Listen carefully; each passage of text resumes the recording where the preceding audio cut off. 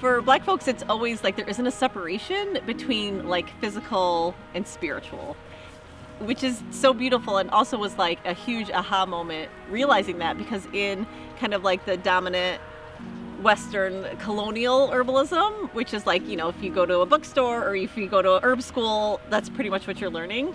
It's like, it's very much divorced. So there's like physical plants for like physical healing, and it doesn't encompass the spiritual. So to me, again, like learning about root work and learning about how Black folks interact with plant medicine, it was just so much more holistic. So my name is Amanda David, and I am the land steward here at the Jane Miner BIPOC Community Medicine Garden. So the BIPOC Garden is a place where the BIPOC community can come together. We have communal beds where people can harvest freely herbs and vegetables to take home and make medicine, here, to take home and feed their families. And we also have individual beds that community members can steward. So it's a bed that they take responsibility for the entire season. So they decide what they want to grow, they start their seeds, they plant and tend it and harvest it. And it's their kind of little piece of land to form a relationship with. We just have like a shared history, a shared ancestry, we have shared trauma. And so I feel like finding ways to like share in our healing, to share in our joys, to like just do things to help each other make life easier is just so crucial and so important. And I think, again, through community and kind of like having land as the like touchstone for a community is just so powerful. So root work is very much that. It's a system for taking care of physical, mental, emotional, spiritual. It's not strictly using plants, but plants are a big part of it.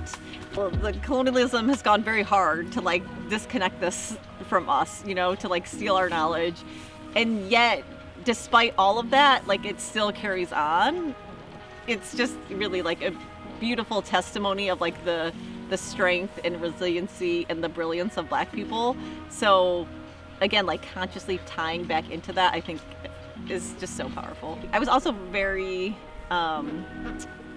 against taking in grants from other places because I worked in nonprofits. I understand the kind of like song and dance that you have to do for funders.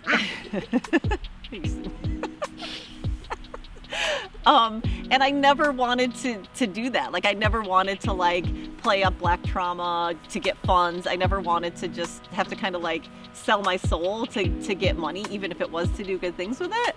So I, really didn't get grant funding before.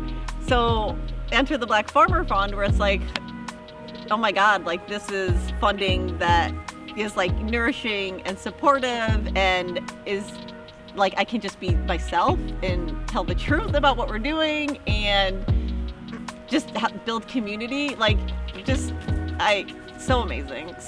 And with that funding, we're doing a lot of amazing things.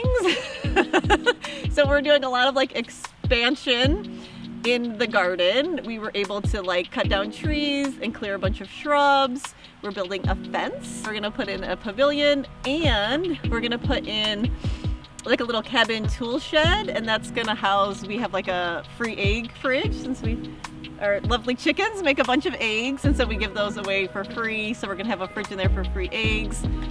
Medicine that we make from the garden is also gonna be in there to give away to the community as well. So all those amazing like infrastructure upgrades are because of the Black Farmer Fund. So we're gonna be able to host more classes. Like it's just amazing. I just want to be like an entry point so that again, people who are interested in plant medicine and like land stewardship have a Black person to introduce them to that.